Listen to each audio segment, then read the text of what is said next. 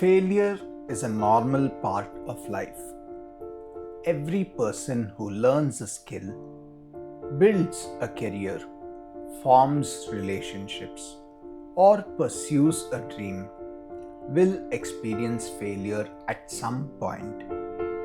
Yet, many of us fear failure far more than we fear almost anything else. Why? Why can one mistake stay in our minds for years? Why do some people avoid opportunities because they might fail? Why does failure sometimes feel like painful far beyond the actual event itself? Today, let's try to understand why. At first glance, it seems simple. We fear failure because failure feels unpleasant. But psychology suggests something deeper. Most people are not afraid of failure itself. They are afraid of what failure appears to mean.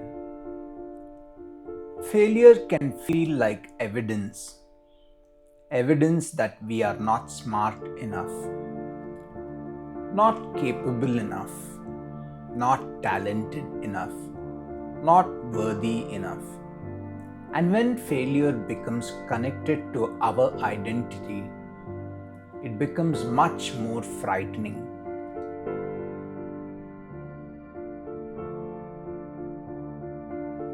For many people, the fear of failure begins early. Children naturally learn through mistakes. They fall while learning to walk. They struggle while learning to speak. They make mistakes while learning new skills. This is normal. But sometimes children begin receiving a different message. Good grades are praised, mistakes are criticized, comparisons become common, performance becomes highly valued. Over time, some children begin to draw a conclusion. My value depends on how well I perform. This belief may continue long after childhood ends. One of the biggest reasons failure hurts is because many people unknowingly tie their self-worth to achievement. If success means I am valuable, then failure can feel like I am not valuable.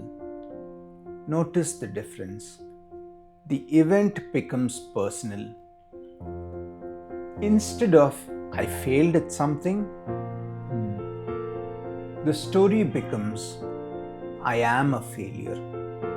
This shift can dramatically increase fear and anxiety.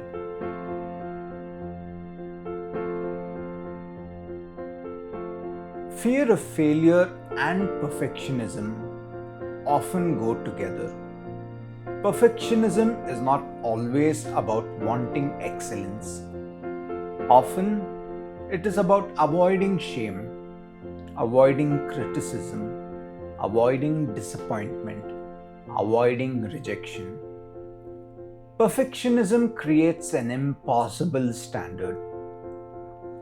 And because perfection is unattainable, people may feel trapped in a constant cycle of pressure.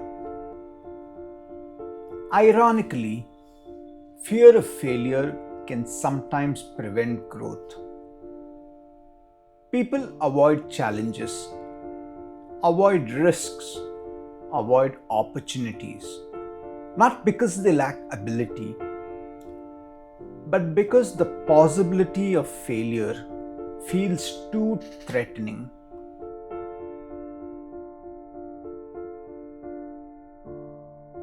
Human beings naturally compare themselves to others. Social media has amplified this tendency. We often see other people's achievements, their promotions, their awards, their successes. What we rarely see are their failures, their doubts, their setbacks, their struggles. As a result, many people compare their behind the scenes experience with someone else's highlight reel. This creates unrealistic expectations and increases fear of falling behind.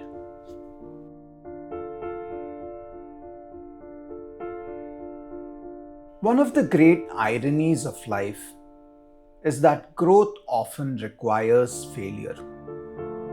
Every skill involves mistakes.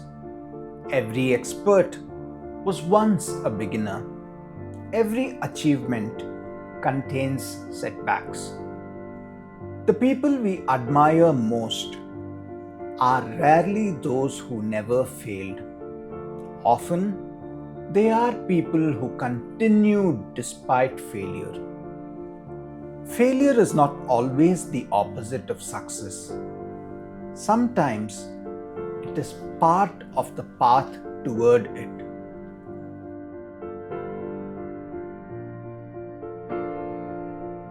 What if failure were viewed differently? What if failure were information rather than judgment? Feedback rather than identity? A lesson rather than a verdict?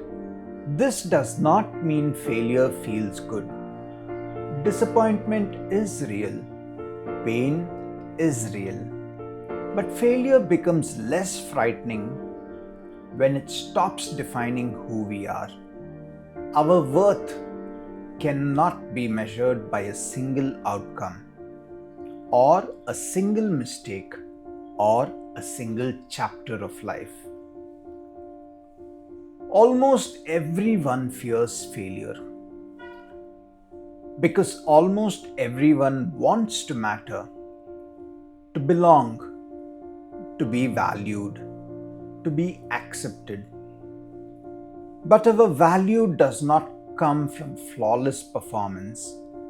It comes from our humanity, from our willingness to learn, to grow, to keep moving forward despite uncertainty. Perhaps the goal is not to eliminate the fear of failure. Perhaps the goal is to remember that even when we fail, we remain worthy. Some voices are never heard, but their echoes remain.